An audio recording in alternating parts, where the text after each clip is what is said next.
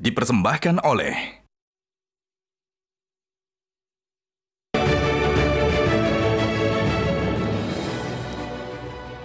Selamat malam para pemirsa, ketemu lagi di Hot Room dengan saya Hotman Paris. 62 hari menjelang Pilpres. Tadi malam kita sudah menonton debat 3 capres. Tentang hukum, tentang demokrasi, pemerintahan, tentang korupsi dan pelayanan publik.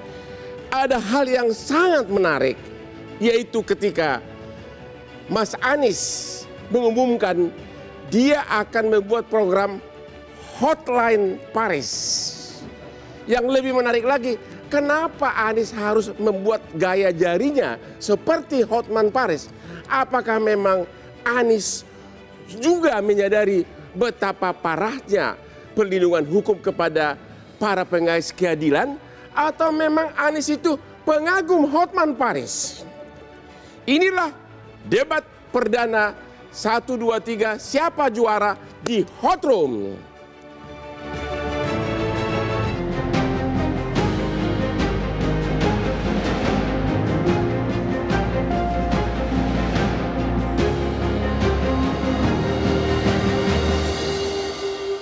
Mas Anies. Sorry ya. Pelayanan pengacara gratis. Jadi ini adalah online pelayanan gratis.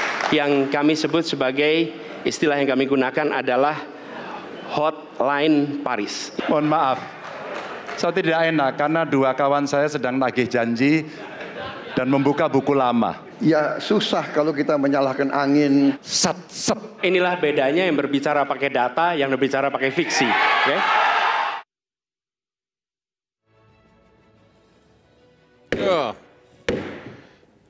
Seperti biasa, kenapa Hot Room itu sukses?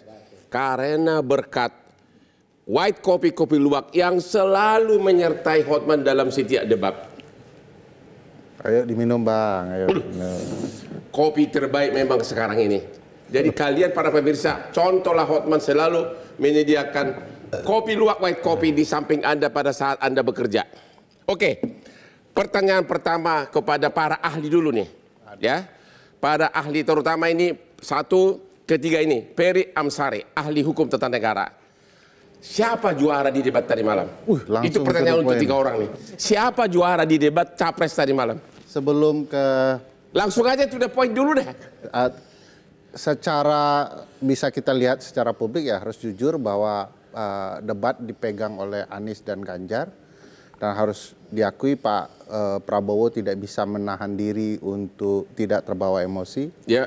Walaupun harus diakui untuk pengendalian emosi di luar yang biasanya itu mampu dilakukan. Tetapi harus kita akui itu terlihat jelas ya emosi itu, dan dalam perdebatan sepenting ini mestinya Pak Prabowo memang harus dibekali oleh tim secara lebih baik di kemudian hari. Itu emosi atau memang hanya bawaan pribadi gitu loh? Ya, di titik tertentu ya, pertanyaan dan substansi kan tidak cenderung dijawab oleh Pak Prabowo.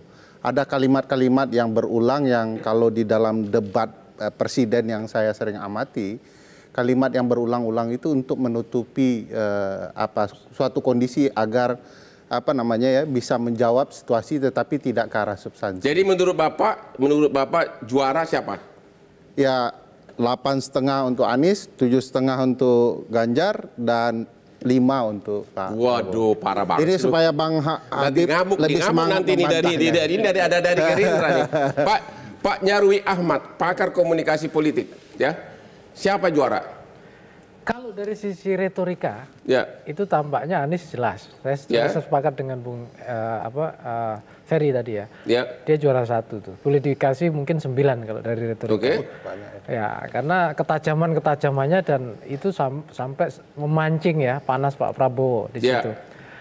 Kemudian kalau retorika lagi, nah itu Ganjar ya, itu masuk peringkat 2. Nah, Pak Prabowo sebenarnya retorikanya sudah lumayan, cuma artikulasi pilihan diksinya ini yang nggak tajam. Ini maksudnya? Yang membuat misalnya ketika ditanya soal HAM, ya kan, itu kan kemudian dijawab ya ujungnya ya nanti rakyat yang memilih, padahal sebenarnya dia bisa punya argumen yang jauh lebih. Demokrasi Dia kan pendiri partai politik, punya kontribusi dari demokrasi. Dia nggak meng-highlight dirinya. Apakah itu karena beliau seorang tentara, udah biasa, laksanakan? Mungkin, dugaan saya itu kultur. Kan beda dengan iya. Anies kan orang universitas. Iya. Biasa dengan kata-kata, kalau tentara kan laksanakan gitu kan? Iya. Mungkin di situ juga, begitu. Bang Hotman. Ya. Nah, tapi balik lagi, kalau ini kan menurut kita dari sisi aspek tadi ya, retorikanya, ketajaman berdebat. Nah, kalau kemudian tanya siapa yang paling juara, nah ini juga tentu debat itu kan pada pemilih. Pemilih punya impresi sendiri-sendiri. Iya, oke, tapi khusus tadi malam penilaian Bapak sebagai pakar, menurut Bapak juara siapa? Kalau yang paling siap menurut saya Anies. Oke. Dan dia diuntungkan karena dia nomor 1 dikasih kesempatan sendiri membuka, kemudian dengan positioning, standing position dia, dengan tema perubahan, mengkritik problem, masalah tata negara, demokrasi, dan seterusnya itu. Maka dari awal ruangnya atau ibaratnya permainannya, panggungnya sudah digiring oleh dia. Pak Halili Hasan dari Setara Institute, siapa juara? Kalau saya, Bang, saya pilih menjadi 2. Ada bagian yang sifatnya monolog. Jadi yang monologis itu Anies juara 1, Ganjar juara 2, Pak Prabowo juara 3. Tapi ada bagian-bagian yang sifatnya dialogis. Jadi dialogis itu kalau kita persentase yang disiapkan itu barangkali hanya 70%. Tapi yang 30% itu kan spontan. Di bagian ini yang sifatnya dialogis ini juaranya Pak Ganjar, juara 1, juara 2 Pak Anies, juara 3-nya Pak Prabowo saya kira dalam konteks. Oke, kita lihat dulu video berikut ini. Saya waktu itu oposisi, Mas Anies. Anda ke rumah saya, kita oposisi, Anda terpilih. Pak Prabowo tidak tahan untuk menjadi oposisi. Apa yang terjadi? Beliau sendiri menyampaikan bahwa tidak berada dalam kekuasaan membuat tidak bisa berbisnis. Apa komentar Pak Prabowo terhadap putusan MK yang melahirkan MK itu? Itu aja. Aturannya sudah jelas, kita juga bukan anak kecil. Rakyat kita juga pandai, rakyat kita lihat, rakyat kita tahu. Mas Ganjar, kita tahulah ya bagaimana prosesnya, ya. Yang intervensi siapa? Ya kan? Sesudah Bapak mendengar bahwa ternyata pencalonan persyaratannya bermasalah secara etika, pertanyaan saya, apa perasaan Bapak ketika mendengar bahwa ada pelanggaran etika di situ? Masalah yang dianggap pelanggaran etika sudah diambil tindakan dan keputusan ya waktu itu oleh pihak yang diberi wewenang, kemudian sudah ada tindakan dan tindakan pun itu masih diperdebatkan. Kita ini bukan anak kecil, Mas Anies. Ya. Fenomena ordal ini menyebalkan. Di seluruh Indonesia kita menghadapi fenomena ordal. Beberapa orang guru berjumpa dengan saya dan mereka mengatakan, Pak, di tempat kami pengangkatan guru-guru itu mendasarkan ordal. Kalau tidak ada ordal, nggak bisa jadi guru, nggak bisa diangkat. Lalu apa jawabannya? Atasan saya bilang, wong yang di Jakarta aja pakai ordal, kenapa kita di bawah tidak boleh pakai ordal? Negeri ini rusak apabila tatanan waktunya itu hilang. Habis. Ya. Sekarang kami berikan kesempatan kepada ordal yang artinya adalah orang dalam. Oke, kita istirahat dulu. Kita akan tanya nanti komentar kepada tim-tim pemenangan dari 3 capres atas seolah-olah ini tiga-tiganya menyatakan Anies yang sebagai juara. Temu lagi di Hot Room.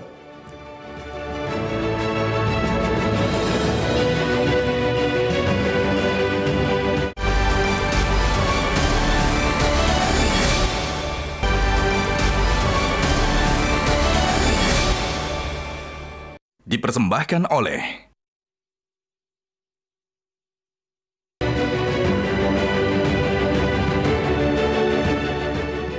Temu lagi di Hot Room. Halo pimpinan KPU. Saya ini seorang ilmuwan, doktor hukum cum laude. Tapi tadi malam hati saya sangat sedih ketika melihat para profesor dan doktor yang menjadi konseptor pertanyaan diperlakukan seperti OB, hanya disuruh tukang ngambil fishball dari bola. Masa dokter Anda perlakukan seperti itu? Ya jangan gitu lah lain kali lah. Kita ini dokter hukum loh, yang mereka itu profesor. Masa hanya tukang ambil pispol dari apa itu, dari kotak, ya? Sangat menggelikan, tapi juga menyakitkan hati. Halo Bapak Habibur Rahman. Siap. Gerindra, ya tim pemenangannya Prabowo. 3 ahli ini semua mengatakan bos Anda juara 3. Ya. Komentar Anda dan kenapa bisa juara 3? Ya, jadi kalau kami melihat dari perspektif rakyat, perspektif orang banyak, perspektif publik, ya. Begitu juga selama ini, ya. 3 orang ini kan kalau kita tahulah akademisi mungkin ada di level elit, ya. Ada banyak hal, ya, dalam konteks retorika maupun dalam konteks substansi. Dalam konteks retorika, menurut saya retorika Pak Prabowo lah yang paling gampang diterima oleh rakyat.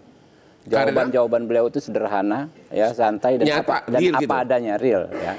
Kemudian dalam konteks substansi dari ketiga tokoh tersebut, Pak Anies bagus, Pak Ganjar bagus, tetapi yang paling siap memimpin itu jelas Pak Prabowo. Kenapa? Satu-satunya yang mengedepankan pentingnya persatuan, kesatuan, kerukunan itu Pak Prabowo. Ya. Ketimbang saling menyudutkan, saling menyerang satu sama lain. Ya. Itu yang ditangkap rakyat, bahwa kita sebagai bangsa perlu ketiga hal tersebut, ya, persatuan, kerukunan, ya, kedamaian, itu yang diperlukan kita saat ini di tengah situasi internasional, ya, perang di mana-mana, ya, perpecahan di mana-mana. Kita sebagai bangsa bisa melewati pandemi, bisa melewati saat-saat sulit dengan berbekal rekonsiliasi. Jadi Anda 2019. Melihat itu dalam konteks melihat action, dalam konteks bukan omongan gitu.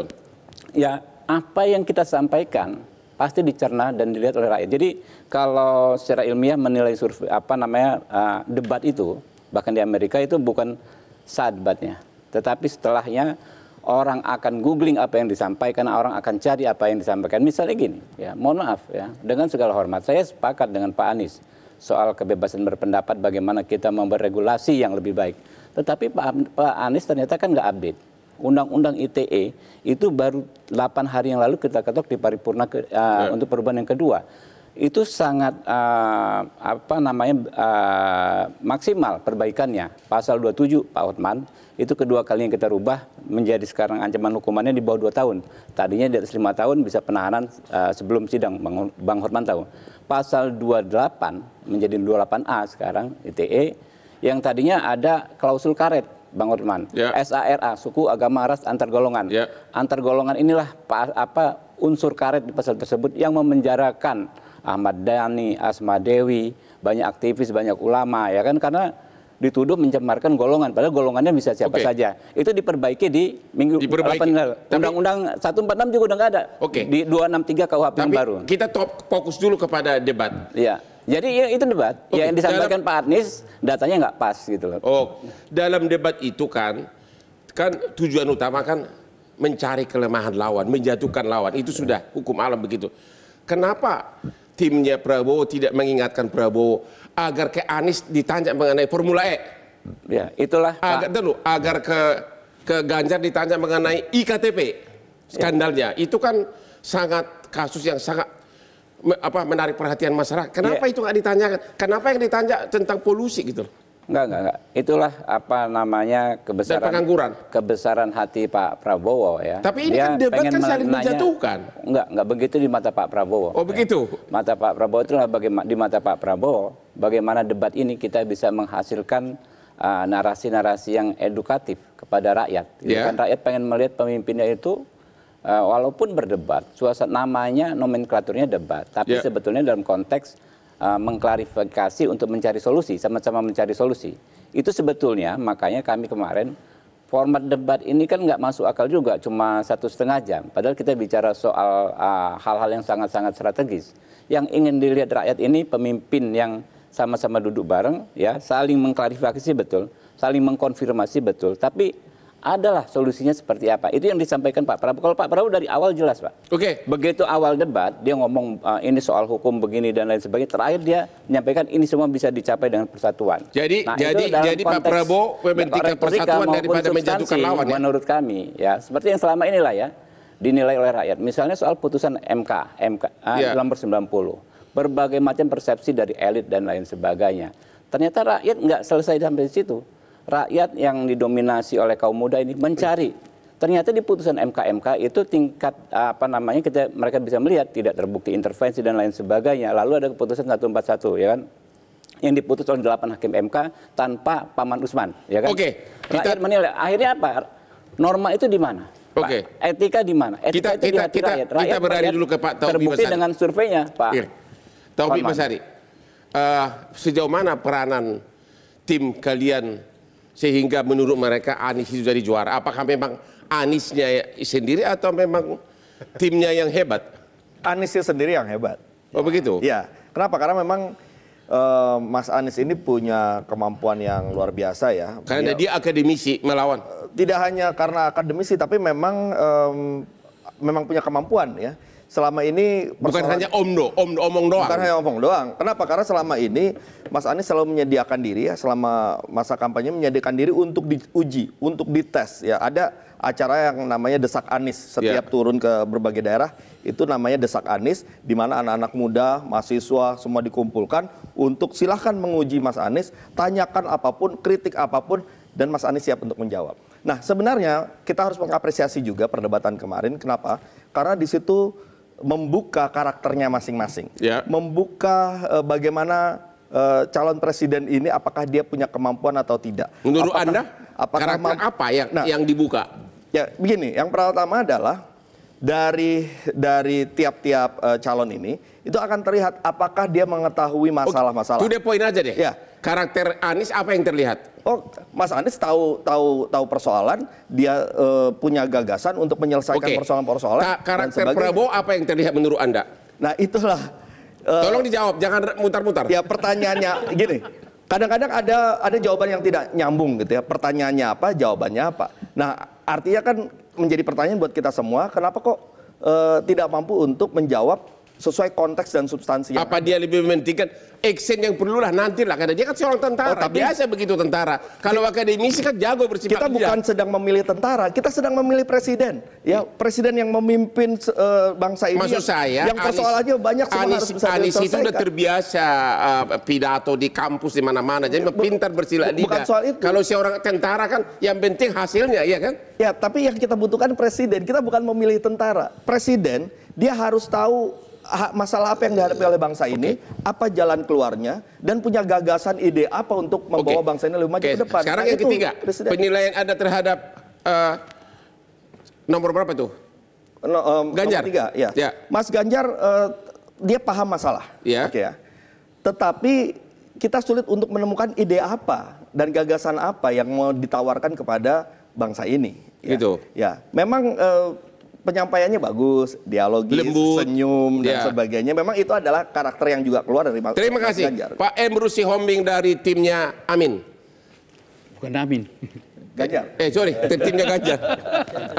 Katanya seolah-olah bos Anda itu juara 2. Setuju atau gimana? Baik, terima kasih para penilai, Bang Ferry, Bang Nyarwi memberikan nilai. Tapi itu kan penilaian secara general. Artinya secara keseluruhan. Kalau kita mau menilai sesuatu harus kita breakdown. Coba breakdown. Misalnya Pak Halil Hasan tadi mengatakan sudah mencoba membreakdown. Artinya dari monolog baru kemudian dialog. Ada di situ perbedaan. Kalau kita breakdown lagi, kalau kita menilai sesuatu tidak boleh kita lakukan general secara keseluruhan. Kenapa kita tidak breakdown penguasaan panggung misalnya? Baru kemudian adalah penguasaan substansi dan penggunaan diksi. Yang terjadi apa di sini? Nah, apakah Ganjar menguasai semuanya? Saya kira iya.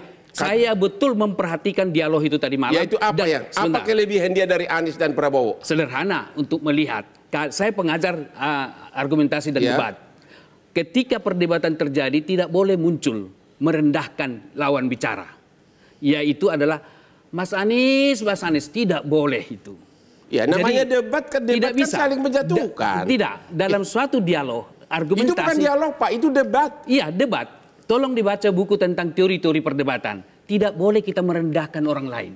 Tetap kita harus hormati siapapun itu teman kan debat kita. Itu tidak merendahkan kalau dikatakan.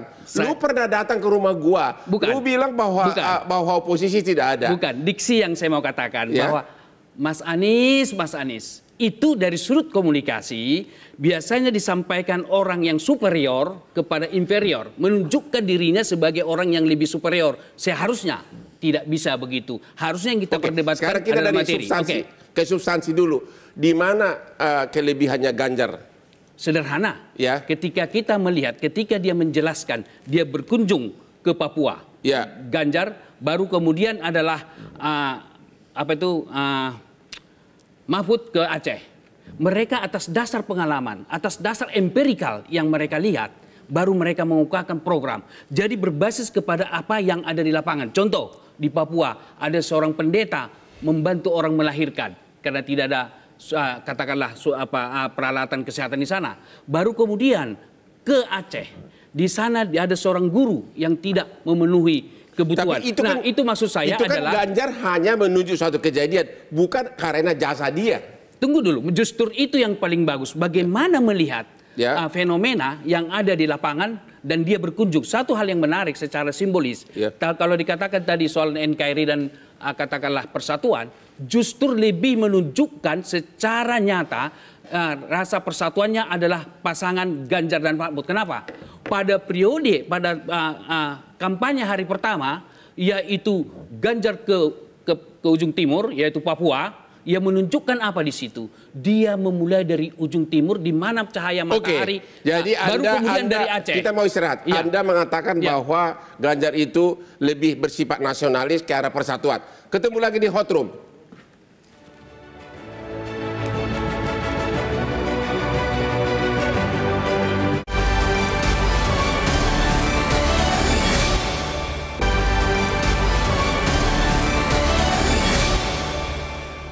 Dipersembahkan oleh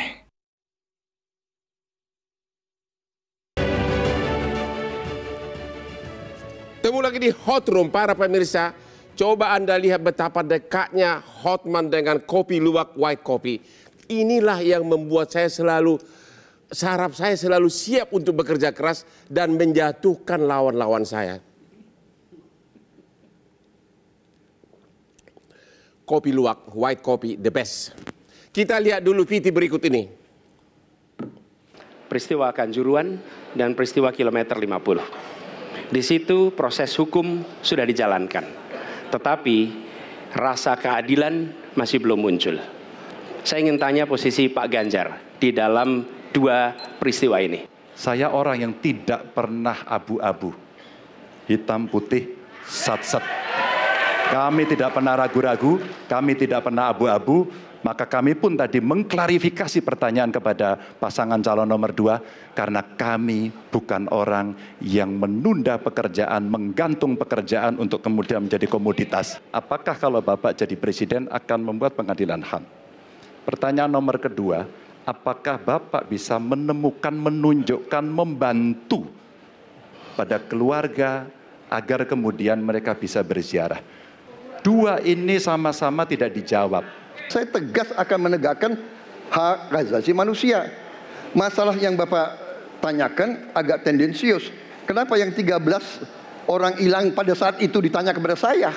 Tapol-tapol yang katanya saya culik, sekarang ada di pihak saya membela saya, saudara sekalian.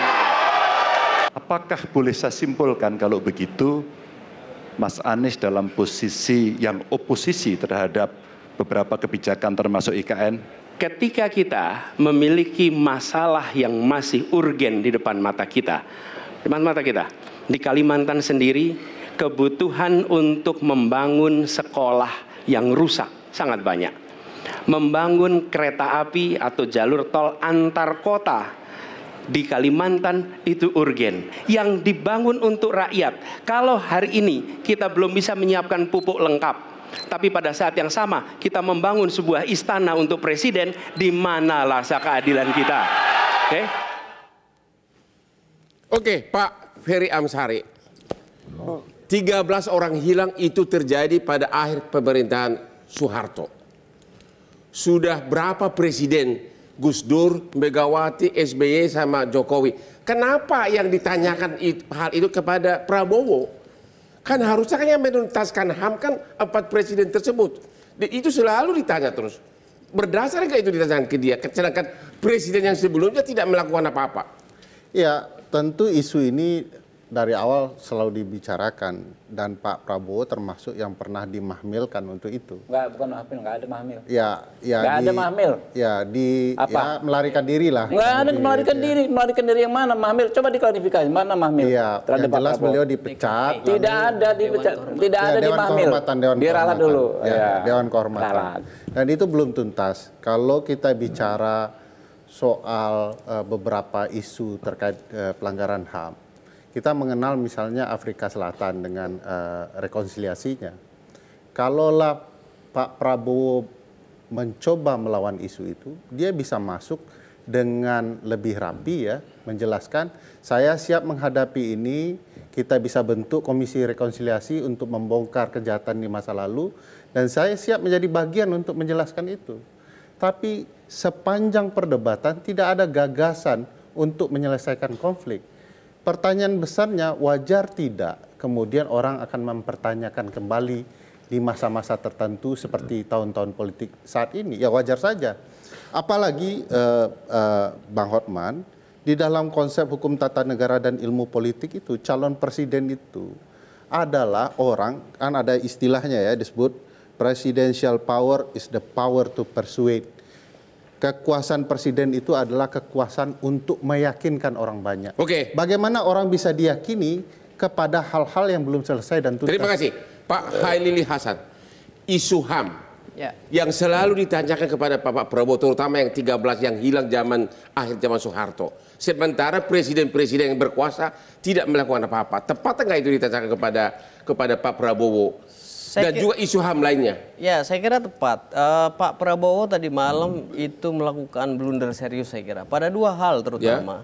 Pertama, ketika beliau menganalogikan orang-orang yang dihilangkan quote-unquote oleh negara itu dengan korban kriminalitas. Misalnya orang yang hilang tadi mana di sungai atau apa yang korban. Itu kan beda semuanya, dua hal yang berbeda. Yang satu itu kalau kita kembalikan ke disiplin hak asasi manusia, ini korban kejahatan oleh negara. Sementara negara dalam disiplin hak asasi manusia itu merupakan duty bearer.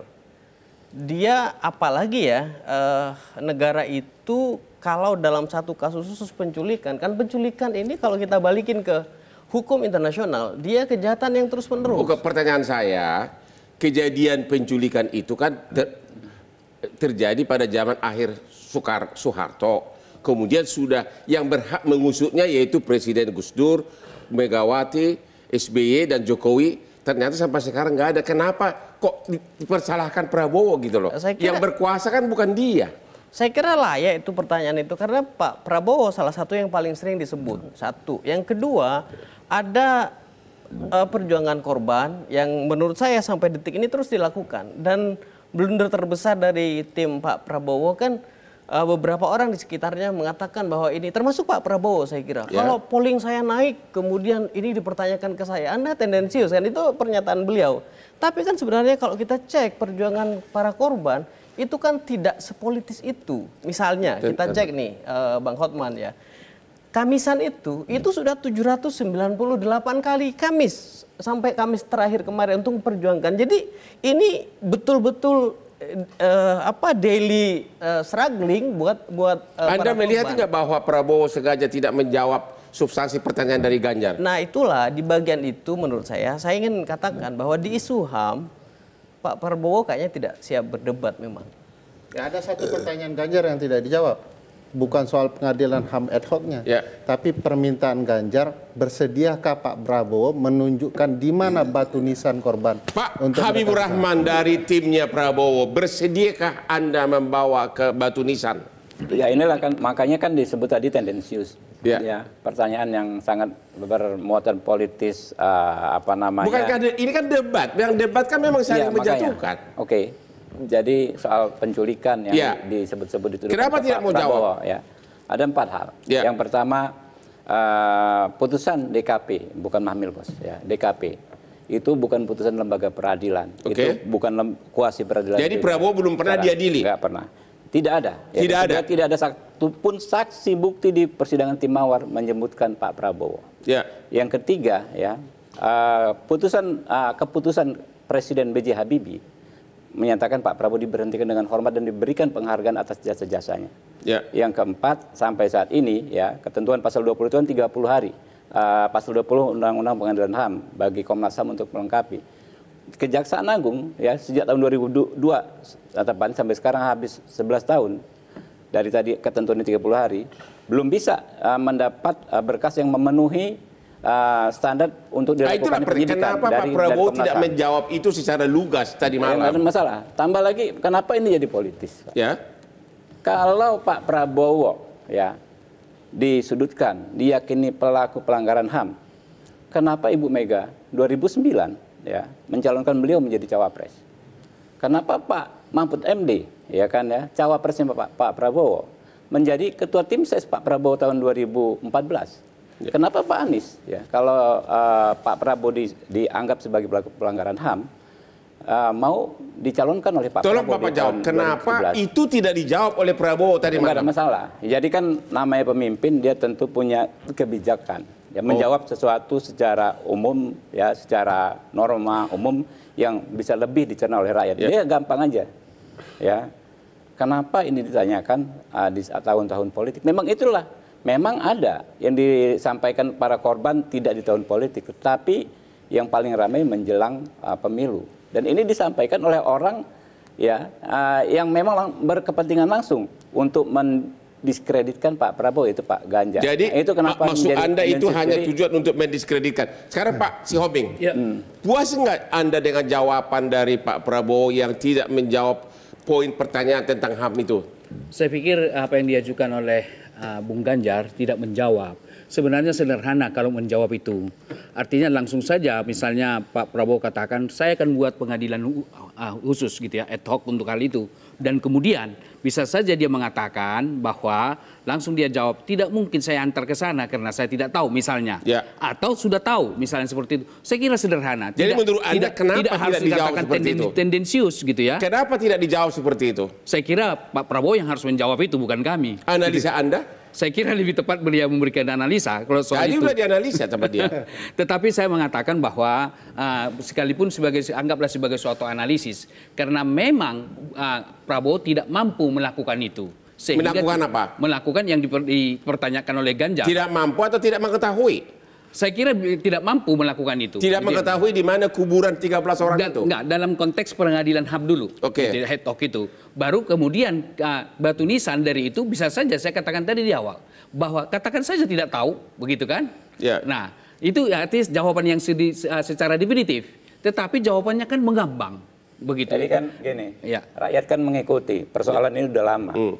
Apa yang disampaikan Kejaksaan Agung bahwa hasil penyelidikan yang dilakukan Komnas HAM itu sumir, tidak memenuhi syarat formil dan material. Dua hal tersebut dipaksa bolak-balik, nggak terpenuhi juga. Dan dalam konteks hukum hal seperti itu nggak bisa dipaksakan. Jadi secara hukum belum terbukti. Karena memang kalau dipaksakan, Kejaksaan Agung yang di Undang-Undang Pengadilan HAM mempunyai tugas dalam penuntutan akan kesulitan membuktikan, gitu. Jadi memang tidak ada bukti yang cukup. Belum ada bukti yang cukup. Itulah jawaban dari tim pemenangan Gerindra. Sebentar, kepada Bapak Taufik Basari. Anies terang-terangan menolak IKN dalam debat tersebut. Sementara sekarang udah berapa triliun yang mungkin sudah diinvestasikan di IKN. Kenapa begitu serius Anies menolak IKN? Bukan menolak, tepatnya mempertanyakan. Menolak kok, dia tidak mau lanjutin? Bukan. Mempertanyakan soal prioritas. Saat ini kita masih punya banyak kebutuhan-kebutuhan yang membutuhkan dana yang besar. Tetapi di sisi yang lain, negara membangun satu ibu kota yang besar, membangun istana yang butuh biaya, padahal kebutuhan-kebutuhan itu juga diperlukan untuk hal-hal yang lebih mendasar. Nah itu yang kemudian dipertanyakan, apakah memang kita butuh saat ini? Kalau misalnya nanti kita butuh 10 tahun, 20 tahun lagi kita mulai garap, it's okay. Tapi yang jadi soal selesaikan dulu masalah-masalah. Jadi kalau Anies menang, IKN pasti tidak dilanjutkan. Oh belum tentu, karena itu sudah ada undang-undang. Sudah ada undang-undang ya. Nanti bisa dibicarakan lagi bersama-sama dengan hal yang mendasar tadi. Apakah kita sudah menyelesaikan persoalan mendasar atau tidak? Bagaimana pembiayaannya dan sebagainya. Kalau belum ya kita tuntaskan yang ini dulu. Yang berikutnya bisa kita lihat nanti. Tapi Bang, saya mau masuk sedikit ke soal hak asasi manusia. Ya, pertanyaan yang itu tadi, itu memang pertanyaan yang harus keluar dalam setiap debat atau setiap pemilihan calon presiden. Kenapa? Itu adalah tugasnya presiden. Ya, tugasnya presiden menurut konstitusi menyelesaikan pelanggaran HAM, ya, menegakkan hukum, memberikan keadilan dan memulihkan para korban. Nah, benar, Pak. Berarti presiden sebelumnya tidak melaksanakan tugasnya. Iya, karena itu pertanyaan yang juga harus diberikan kepada Presiden Megawati, kepada Presiden SBY, ya, kepada almarhum Gus Dur, Habibie, Megawati, betul, semuanya. Habibie. Karena itu adalah tugas presiden. Nah, tapi yang disayangkan kemudian, kenapa Pak Prabowo tidak menjawab pertanyaan yang sederhana dan simpel itu tadi sebagai calon presiden? Ingat, sebagai calon presiden itu dulu, bukan soal konflik interest dulu. Presiden, ya, sebagai calon presiden juga sama. Betul, DPR juga harus dipertanyakan karena yang pertama kali mendorong itu bukan hanya Komnas HAM, tapi juga DPR. Kan ya, DPR sudah mengeluarkan juga rekomendasi pada tahun 2009 ya, terkait dengan penghilangan paksa ini yang juga menjadi kewajiban bagi negara untuk menjalankan. Kita kasih terakhir jawabannya kepada timnya Prabowo. Kenapa tidak menjawab sesimpel itu gitu? Ya justru dia menjawabnya sangat simpel. Ya, tanyakan saja ke Pak cawapresnya Pak Ganjar, Pak Menko Polhukam sebagai pelaksana tugas Presiden Jokowi saat ini di bidang hukum dan keamanan, gitu kan. Ditanyakan saja apa yang dilakukan, gitu kan. Kalau memang nggak bisa dipaksakan, dia artinya begitu. Tanya kepada yang punya kewenangan saat ini, gitu. Tapi kalau saya Bang lihatnya kemungkinan kenapa tidak dijawab. Jadi simpel sekali yang dijawab, Pak. Kemungkinan tidak dijawab karena memang ada problem conflict of interest, gitu ya. Kenapa? Karena pada saat itu terjadi penghilangan paksa, ya. Ada tim mawar yang sudah terbukti di pengadilan, yang melakukan perbuatan ini. Jadi peristiwanya sudah terbukti di pengadilan, ya. Tapi kan yang selalu dipertanyakan, apakah kemudian terkait dengan Pak Prabowo? Ya bagaimanapun, ya pada saat itu, ya danjennya, komandan jenderalnya adalah Pak Prabowo. Nah sehingga, kenapa kemudian sulit untuk menjawab? Mungkin sudah langsung lihat, oh saya ini juga punya konflik kepentingan. Nah sehingga menjadi selalu muncul pertanyaan, kenapa itu kemudian dianggap tendensius dan sebagainya? Ya karena persoalannya adalah, ya bagaimanapun seorang komandan dia harus bertanggung jawab pada apa yang Pak Sihombing, seorang baik sebentar Pak Mahfud punya konflik kepentingan atau tidak? Kenapa nggak ada pengadilan HAM? Kenapa? Pak Mahfud punya konflik kepentingan nggak? Kenapa nggak ada juga kok pengadilan HAM? Sampai sekarang udah 4 tahun. Gimana? Sihombing, siapa yang punya konflik kepentingan? Kan Pak Mahfud yang berwenang sekarang ini sebagai Menko Polhukam. Kenapa tidak ada pengadilan HAM? Bukan Menko Polhukam biasa. Pak Joko Widodo sudah mengatakan, gampang menjawabnya itu. Yang punya visi misi itu presiden, bukan menteri. Gitu ya. Jadi kuncinya adalah di Pak Joko Widodo, bukan di Menteri Menko Polhukam. Tapi tidak pernah diusulkan oleh Menko Polhukam. Karena yang punya visi misi siapa? Tapi minimum bukan menteri. mengusulkan tidak ada. Dari mana kita tahu tidak ada? Kenapa sekarang Prabowo yang disalahin?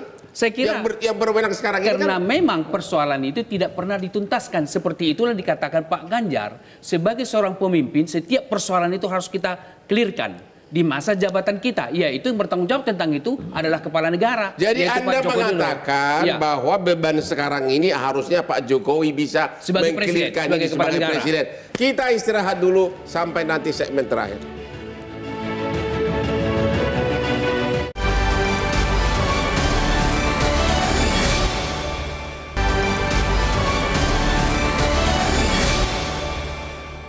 Dipersembahkan oleh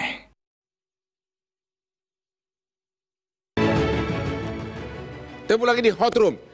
Di segmen terakhir ini saya akan bertanya kepada 3 tim pemenangan 3 capres. Yaitu dalam debat kemarin itu momen yang mana yang menurut Anda capres saudara melakukan performance penampilan terbaik? Pak Taufik dari Pak Amin. Ya pada saat closing statement, closing statement dari Mas Anies itu mencakup semuanya, mulai dari gagasan untuk memberantas korupsi, kemudian bagaimana kita ingin memastikan ada tegaknya negara hukum, kemudian juga dikatakan oleh Mas Anies, harapan kepada anak-anak muda bahwa anak muda harus memilih presiden yang serius, dan terakhir yang paling penting itu juga, Mas Anies mengatakan bahwa kita akan memperjuangkan ya demokrasi ini berjalan, tidak ada rasa takut untuk mengungkapkan pendapat, dan terakhir ditutup dengan Wakanda No More, Indonesia Forever. Itu emang presiden serius, emang presiden yang sekarang dan dulu nggak serius ya? Bukan, yang kandidat kan bisa kita lihat keseriusan dalam arti ya soal kemampuan, kapabilitas, ya ide dan gagasan. Ya, kalau misalnya dalam debat ini semua akan melihat siapa yang paling punya ide gagasan, siapa yang punya kemampuan untuk memecahkan masalah. Nah, di situ terlihat semuanya. Biar nanti masyarakat akan menilai. Oke, itulah momen terhebat. Betul, itulah yang kemudian kita harapkan masyarakat ini memilih secara rasional, memilih dengan rekam jejak dan sebagainya. Habibur Rahman dari Gerindra, yang mana momen terindah, terhebat dari Prabowo tadi malam? Pada saat beliau menyampaikan, ketika disudutkan, beliau respon yang paling bagus adalah ketika mengatakan soal HAM tadi ya, ditanyakan saja kepada Pak Mahfud. Jadi pengadilan HAM itu yang disebut-sebut pembentukan pengadilan HAM, itu kan maksudnya adalah berjalannya proses persidangan perkara 13 tersebut. De facto kan di pasal 2 Undang-Undang pengadilan HAM adalah pengadilan khusus di wilayah pengadilan umum. Artinya kan proses-proses di peradilan umum yang harus diikuti. Dan Kejaksaan Agung sudah mengatakan berkali-kali ini bolak-balik tidak terpenuhi syarat formil dan material. Hal itulah yang seharusnya dijelaskan oleh Pak Mahfud, ya kan? Nggak mungkin, memang ada produk politik membentuk pengadilan HAM, tapi dalam konteks hukum beracara tidak terpenuhi dua syarat tersebut. Kalau diteruskan malah nanti ya nggak akan bisa terbukti. Jadi itu momen terbagus dari jawaban beliau. Itu nomor 2 terbagus. Yang paling bagus adalah yang terakhir. Yang gimana ya pertanyaan mengenai lu kan pernah datang ke rumah gua untuk naikkan kau jadi gubernur itu gitu. Biasa aja, itu menunjukkan standar moral saja. Ya, soal orang yang pernah didukung oleh partai politik dan rakyat, tapi pada akhirnya apakah dia menunjukkan adab ya dan akhlak yang baik dalam mensikapi perbuatan baik orang terhadap dia. Itu hal yang biasa. Pak Sihombing dari Amin. Dari Ganjar. Amin dulu. Ganjar Mahfud. Mana momen terhebat dari capres Anda tadi malam? Amat sulit kita mengatakan mana yang terindah, tapi karena pertanyaan ada terindah, kalau kami mengatakan penampilan. Iya. Dari awal sampai akhir kalau dibuat tanda kutip daging semua, nggak ada tulang. Artinya baik semua. Tapi kalaupun harus kita menentukan pilihannya dari itu semua, sekalipun semua bagus, adalah di opening. Kenapa itu? Nah, ketika di opening, satu kita lihat dari lambang komunikasi nonverbal. Mereka memulai dari ujung timur ke ujung barat.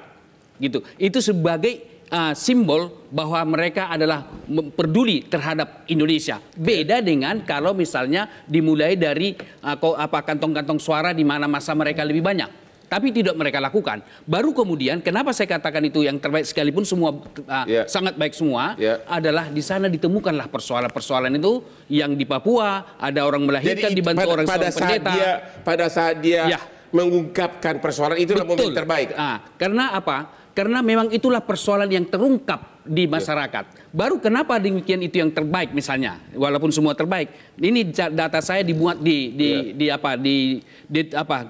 Liputan 6. Coba kita simak sedikit saja. Singkat saja. Sementara capres nomor urut 3, Ganjar Pranowo terlihat tampil lebih tenang. Ia menjawab semua pertanyaan dan memaparkan visi misi dengan intonasi yang lancar dan tenang. Berbeda dengan Prabowo dan Anies dan seterusnya yang mereka saling membuka. Sedikit satu aja. Ternyata ada analisis sentimen di dalam komunikasi, kan kita kenal itu, bahwa ternyata yang tertinggi yang memberikan efek positif adalah kepada Ganjar mencapai 50% lebih. Ini datanya. Waduh, ini data si pihak itu. Oke. Pak Ferry Amsari. Analisis sentimen. Pak Ferry Amsari. Tadi saya udah singgung betapa para profesor, para doktor yang membuat konsep pertanyaan diperlakukan seperti OB. Hanya disuruh ambil fishball.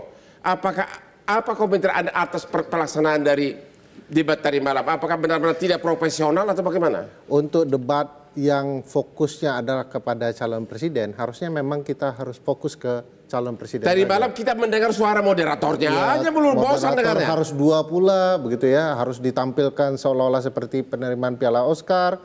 Ada teman-teman yang saya pikir sangat pintar, diakui kapasitasnya, hanya mengambil bola itu saja. lalu terlalu banyak yel-yel sehingga kemudian menyita waktu.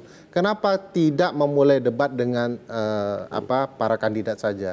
Kalau kita mau lihat ya pertandingan semalam, kalau mau di ranking-ranking itu kenapa alasan kita meranking? 1 dan 3 signifikan, mereka berimbang. Satu kelemahan besar dari 3 yang saya catat misalnya adalah kenapa untuk mempertanyakan sesuatu untuk Pak Prabowo harus keluar pula contekan dari saku begitu ya. Padahal harusnya dikuasai hal yang sangat penting dalam HAM itu membuat nilainya agak turun. Jadi menurut Anda KPU kurang profesional? Tunggu Bang, untuk calon nomor 2 ini harus dibela kalau jawabannya sesignifikan dan seindah penjelasan Bang Habibur Rahman, nilainya pasti tinggi. Tetapi apa yang dijelaskan dengan sangat baik oleh Bang Habibur Rahman tidak sampai penjelasannya oleh Pak Prabowo. Akhirnya kita kehilangan momentum dengan konsep debat itu. Karena 3 kandidat terbaik itu tidak bertarung dalam ruang yang terbaik. Oke, jadi sudah dijawab tadi, memang itulah faktanya. Sekarang Pak Narwi, kalau dari segi gimmick debat gimana? Kalau Pak Prabowo kan masih gini-gini, Anies gitu loh. Menurut Anda, apakah itu perlu? Gimana? Ada beliau mengeluarkan lidahnya. Masih ada begini. Kalau Anies kan dia mencontoh Hotman Paris. Jadi gini Bang, tadi kalau pertanyaan Abang pertama ke saya dari sisi retorika tekstual, Anies nomor 1 jelas. Tapi kalau kita masukin Z dan TikTok gitu ya, dari konten ekspresi visual yang mudah diolah tentu saja Pak Prabowo. Pak Prabowo sebagai apa? Nomor 1? Iya, kenapa? Anies gitu ya. Kemudian ada yang yang kata keluarkan lidah, terus satu lagi come on Mas Ganjar. Jadi, terus apa menurut Anda kelebihan Prabowo apa? Saya kira gini, daya tarik ekspresi visual ini menurut saya punya magnet sendiri. Yang itu gemoy. Ya, yang itu itu gimmick gitu. Ya, yang itu Bang Hotman mungkin dari sisi nalar ya, apa penjelasan Pak Prabowo banyak gagalnya. Tetapi kemudian orang bisa lihat dari ekspresi visual yang punya penilaian lain. Kita kan kalau mencerna pesan komunikasi itu kan nggak hanya dari logos, tapi juga bisa dari yang lain. Jadi menurut Anda sebaiknya Prabowo tetap mempertahankan itu? Ya mungkin bukan mempertahankan, tapi kombinasi Bang. Kenapa? Karena tadi saya setuju dengan pernyataan Bung Ferry ya. Kalau argumennya tadi seperti sampaikan Bang Habibur Rahman, itu juga untuk segmen kelas tertentu, karena ini kan bicara pasar politik ya. Itu tetapi mungkin untuk yang lain juga. Pak Habibur Rahman waktu itu nggak ada. Dia lagi sibuk rupanya. Bukan. Justru rakyat nggak ngerti. Pak Halili Hasan. Rakyat ya komunikasi mana? Pak Prabowo. Saya melihat begini, secara teknis, debat tadi malam itu kalau saya harus kasih skor, itu memang 5 ya, masih merah lah raportnya. Debat itu baik substansi maupun teknis penyelenggaraan. Tetapi yang juga penting untuk kita nilai adalah para kandidat. Saya kembali ke statement awal saya bahwa para kandidat ini memang akan kelihatan sekali distingsinya kalau kita breakdown pada variabel-variabel. Tapi variabel besar yang bisa saya lihat adalah apa-apa yang disiapkan, Pak Anies itu memang unggul. Di bagian yang disiapkan Ganjar itu ya nomor 2 lah.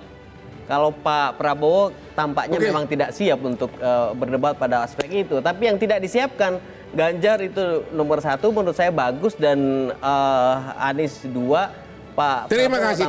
Tidak mau berdebat. Namun waktu yang menjawab kita harus berakhir.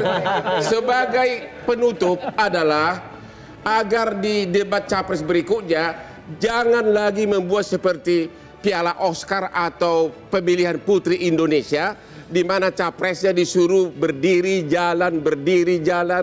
Terus debat itu kan harusnya duduk tenang dan jangan terlalu ditonjolkan. Setiap kita nonton di TV, wajah moderatornya aja yang kelihatan. Kemudian para profesornya itu disuruh hanya cuma ngambil fishball. Sangat-sangat menyakitkan bagi dokter-dokter hukum seperti kami. Demikianlah akhir dari diskusi kita malam ini. Jangan lupa selalu nonton Hot Room setiap hari Rabu jam malam 9.30 hanya di Metro TV yang paling hot karena hostnya sangat hot. Gaya Anies.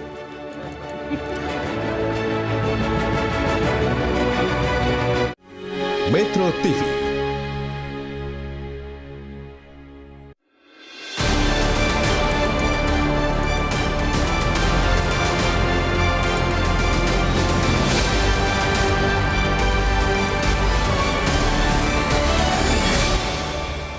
Jelajahi cara baru mendapatkan informasi. Download Metro TV Extend sekarang.